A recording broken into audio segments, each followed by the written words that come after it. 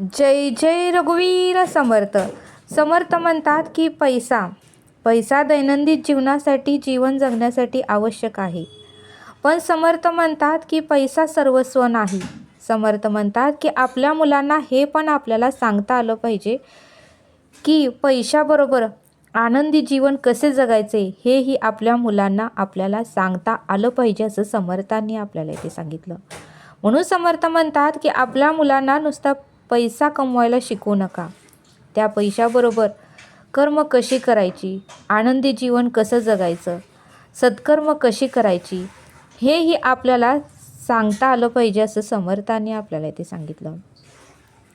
बघा म्हणले समर्थ, बरेच मुलांचे आई वडील फक्त मुलांना हे सांगतात की तू भरपूर पैसा मिळव, तू श्रीमंत हो आणि जगामध्ये नाव कमव, एवढंच त्या मुलांना सांगण्यात येतं म्हटले समर्थ. आणि तेही मुलं आपल्या डोक्यामध्ये तेच फिट करतात आणि ते फक्त पैसा मिळवण्याकडे लक्ष देतात. पैसा मिळवणे असं समर्थ सांगत नाहीत, पण एवढंही त्याच्यामध्ये गुंतू नका की जीवन जगायचं तुम्ही विसरून जाल. आणि मग मात्र मुलं तेच फिट्ट करून ठेवतात डोक्यामध्ये आणि असं करत करत त्यांचं आयुष्य संपून जातं. म्हणून समर्थ म्हणतात की नुसतंच मुलांना पैसे कमवा असे म्हणू नका, ती आनंदी कसे राहायचे हेही प्रत्येक आईवडिलांनी आपल्या मुलांना शिकवता आलं पाहिजे, सांगता आलं पाहिजे, असं समर्थांनी आपल्याला इथे सांगितलं. बघा, समर्थ आपल्याला सुंदर असा बोध देतात. समर्थ म्हणतात की 40 कोटीचा मालक होता एक समीर नावाचा जी व्यक्ती होती, ती 40 कोटीची मालक होता आणि ही घटना सत्य आहे. आणि त्या गावामध्ये ती व्यक्ती एकच श्रीमंत होती. 40 कोटीचे मालक होते, त्यांच्या भरपूर कंपन्या होत्या, व्यवसाय होते आणि ते नेहमी कामामध्ये व्यस्त होते. थोडा वेळसुद्धा त्यांनी कुटुंबासाठी दिला नाही. सतत काम काम काम, दिवसातले जवळजवळ 13-14 तास ते काम करत होते. आणि मग मात्र मुलांबरोबर वेळ घालवला नाही, बायकोबरोबर वेळ घालवला नाही, कुठं फिरायला गेले नाही, कुठं घरात एक दिवस राहिले नाही, सुट्टीच्या दिवशीसुद्धा ते काम काम काम करत राहिले. असं करत करत बघा ते वयस्कर झाले. 70 वय झालं त्यांचं आणि अचानक त्यांना हार्ट अटॅक आला आणि मग मात्र ॲम्ब्युलन्स बोलवण्यात आली आणि हॉस्पिटलमध्ये त्यांना ॲडमिट करण्यात आले.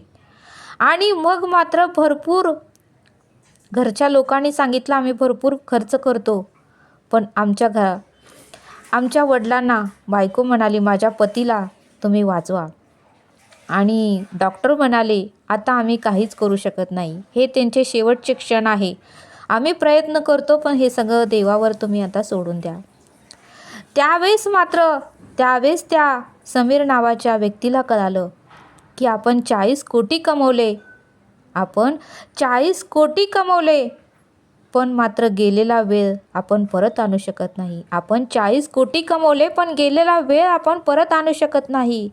आता आपला शेवटचा क्षण जवळ आला आहे, हे त्यांना जाणीव झाली आणि परब्रह्मानी त्यांना शेवटच्या क्षणाची जाणीव करून दिली. आणि मग मात्र त्यांना कळाले की एवढं सगळं कमवलं, पण आपण आनंद मात्र उपभोगला नाही, आपण घरच्यांसोबत वेळ दिला नाही, आपण कुठं फिरायला गेलो नाही.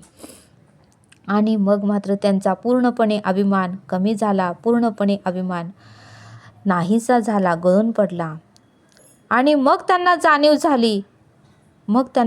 झाली की आपलं आरोग्य, आपलं तरुण वय परत आपण आणू शकत नाही, आपलं तरुण वय परत आपण आणू शकत नाही. मग त्यांना जाणीव झाली की ज्या पैशाचा मला अभिमान होता, तो पूर्णपणे आता कमी झाला, तो पूर्णपणे नाहीसा झाला. आणि मग त्यांना जाणीव झाली आणि मग त्यांना वाटू लागलं की कोणाला तरी कामावर घेऊ शकतो आपण, कोणाला तरी जास्त काम झालं तर कामावर घेऊ शकतो, काम करण्यासाठी त्यांना आपल्या ऑफिसमधलं काम देऊ शकतो, कार चालवण्यासाठी सुद्धा कोणाला तरी आपण ठेवू शकतो, पण आपला मृत्यू घ्या म्हणून आपण कोणालाही मृत्यूच्या ठिकाणी ठेवू शकत नाही. मग त्यांना जाणीव झाली. मग त्यांना मग त्यांना जाणीव झाली की आपलं दुःख घ्या, आपला मृत्यू घ्या, हे सांगण्यासाठी आपण कोणालाही कामावर ठेवू शकत नाही याची त्यांना जाणीव झाली. आणि म्हणून समर्थ म्हणतात की आपल्या मुलांना नुसतंच पैसा कमवा असं सांगू नका. पैशाबरोबर नाती जपायलाही सांगा, आनंदी जीवन जगायलाही सांगा, सत्कर्म करायलाही सांगा, असं समर्थांनी आपल्याला ते सांगितलं. म्हणून समर्थ म्हणतात की हरवलेल्या गोष्टी सापडू शकतात. म्हणून समर्थ म्हणतात की जीवनामध्ये, आयुष्यामध्ये हरवलेल्या गोष्टी सापडू शकतात.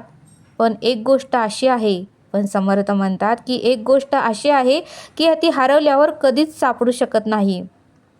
ती हरवल्यावर कधीच सापडू शकत नाही. ती गोष्ट म्हणजे आपलं आयुष्य, ती गोष्ट म्हणजे आपलं तारुण्यपण, ती गोष्ट म्हणजे आपलं जीवन जगणं, हे आहे समर्थांनी आपल्याला ते सांगितलं. म्हणून समर्थ म्हणतात की ज्यावेळेस त्या समीर नावाच्या व्यक्तीला जाणीव झाली आणि त्याचा मृत्यू झाला, त्यावेळेस त्याला मृत्यूक्षणी सर्व काही आठवू लागलं. म्हणून समर्थ म्हणतात की आपल्या आयुष्यातही ते क्षण येणार आहेत. मृत्यू हा प्रत्येकाला येणार आहे. त्या अगोदर समर्थ म्हणतात की आनंदी जीवन जगा. पैसा मिळवल्याबरोबर आनंदी जीवन जगण्याचाही तुम्ही प्रयत्न करा. नुसताच पैशाच्या मागे लागू नका, असं समर्थांनी आपल्याला ते सांगितलं. समर्थ म्हणतात की आपण आयुष्याच्या कोणत्याही टप्प्यावर असलो तरी, समर्थ म्हणतात की आपण आयुष्याच्या कोणत्याही टप्प्यावर असलो तरी कालांतराने आपल्याला त्या दिवसाला सामोरे जावेच लागते. कालांतराने आपल्याला त्या दिवसाला सामोरे जावेच लागते, ज्या दिवशी आपल्या हृदयाची धडधड थांबते, ज्या दिवशी आपल्या हृदयाची धडधड थांबते, असं समर्थांनी आपल्याला ते सांगितलं. म्हणून समर्थ म्हणतात की तुम्ही तुमच्या जोडीदाराबरोबर, तुमच्या बहिणीबरोबर, तुमच्या भावाबरोबर आणि तुमच्या मित्रमैत्रिणीबरोबर प्रेम करा. त्यांच्याशी चांगले वागा. त्यांची फसवणूक कधीही करू नका. कधीही अप्रामाणिक आणि विश्वासघातकी होऊ नका. कधीही अप्रामाणिक आणि विश्वासघातकी होऊ नका, असं समर्थ आपल्याला ते सांगतात. म्हणून समर्थ म्हणतात की जसे जसे आपण मोठे आणि शहाणे होत जातो, म्हणून समर्थ म्हणतात की जसं जसं आपण मोठे आणि शहाणे होत जातो, मग 300चं घड्याळ घ्या किंवा 3000चं घड्याळ घ्या किंवा 3 कोटीचं घड्याळ घ्या, घड्याळ आपल्याला शेवटी तेच टाईम दाखवते, असं समर्थांनी आपल्याला इथे सांगितलं. म्हणून समर्थ म्हणतात की 5 लाखाची जरी गाडी घेतली किंवा 30 लाखाची जरी गाडी घेतली किंवा 1 कोटीची जरी कार घेतली तरी कार मात्र आपल्याला एकच मार्ग दाखवते आणि अंतरही सारखेच दाखवते आणि निश्चित केलेल्या ठिकाणावरच प्रत्येक कार पोहोचवते, असं समर्थांनी आपल्याला इथे सांगितलं. म्हणून समर्थ म्हणतात की कधीही कुठल्याही गोष्टीमध्ये अडकू नका. 300 स्क्वेअर फूटचा प्लॉट जरी घेतला किंवा 3000 स्क्वेअर फूट घरामध्ये जरी राहिलो तरी सर्वत्र एकटेपणा हा सारखाच असतो, असं समर्थ आपल्याला इथे सांगतात. छोट्या घरामध्येही आपल्याला एकटेपणाच वाटणार आहे आणि मोठ्या घरामध्येही आपल्याला एकटेपणाच वाटणार आहे, असं समर्थांनी आपल्याला इथे सांगितलं. म्हणून समर्थ म्हणतात की तुम्हाला जीवनाचा अर्थ लवकरात लवकर कळून जीवनामध्ये आनंदी कसं राहायचं हेही आपल्याला समजलं पाहिजे, असं समर्थांनी आपल्याला इथे सांगितलं. बघा, समर्थ म्हणतात की विमान जरी चालवणारा असला तरी त्यानेही अहंकार करू नये किंवा ज्यावेळेस विमानामध्ये बिघड होते त्यावेळेस ते विमान खाली कोसळते आणि विमानाबरोबर आपणही खालीच कोसळतो, असं समर्थांनी आपल्याला इथे सांगितलं. म्हणून समर्थ म्हणतात की तुमच्या घरातील व्यक्तींबरोबर तुम्ही आनंदी जीवन जगा. आपल्या मुलांना फक्त श्रीमंत होण्यासाठी शिकवू नका. म्हणून समर्थ म्हणतात की आपल्या मुलांना फक्त श्रीमंत होण्यासाठी शिकवू नका, त्यांना आनंदी राहायलाही शिकवा. जेव्हा ते मोठे होतील तेव्हा त्यांना वस्तूची मोल कळेल. जेव्हा ते मोठे होतील तेव्हा त्यांना प्रत्येक वस्तूची मोल कळेल, असं समर्थांनी आपल्याला इथे सांगितलं. म्हणून समर्थ म्हणतात की सर्वांनी चांगले कर्म करायला हवे. प्रत्येकाने आत्तापासून नम्र झाले पाहिजे आणि जे आपल्या आयुष्यामध्ये मिळाले आहे त्याचे आपण आभार मानले पाहिजे. आपल्या आयुष्यामध्ये आत्तापर्यंत जे काही आपल्याला मिळाले आहे त्याचे आपल्याला आभार मानता आले पाहिजे. आणि सर्वांना प्रेमाने, आनंदाने आपल्याला बोलता आलं पाहिजे. आणि म्हणूनच समर्थ म्हणतात की पैसा हा आज आहे, उद्या नाही. त्यामुळे पैशासाठी कोणालाही दुखवू नका. पैसा हा आज आहे, उद्या नाही. त्यामुळे पैशासाठी कोणालाही दुखवू नका. आणि म्हणून समर्थ म्हणतात की जो कर्म चांगले करतो देव त्याच्यावरच प्रेम करतो. म्हणून समर्थ म्हणतात की जे कर्म चांगले करतो देव त्याच्यावरच प्रेम करतो.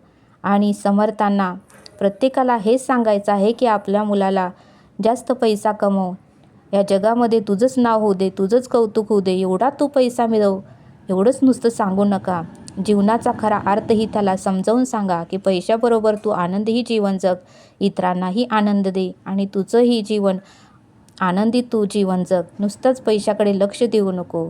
आपण नुसतंच त्यांना सांगतो आणि ते नुसतंच पैसे कमवण्याच्या पाठीमागे लागतात, असं समर्थांनी आपल्याला इथे सुंदर उदाहरण देऊन समजावून सांगितलं. म्हणून समर्थ म्हणतात की जो कर्म चांगले करतो देव त्याच्यावरच प्रेम करतो. म्हणून समर्थ म्हणतात की आजपासून आपण नम्र होऊया आणि कर्म चांगले करण्याचा प्रयत्न करूया. तरी आता आपण येथेच थांबूया. धन्यवाद. जय सद्गुरू.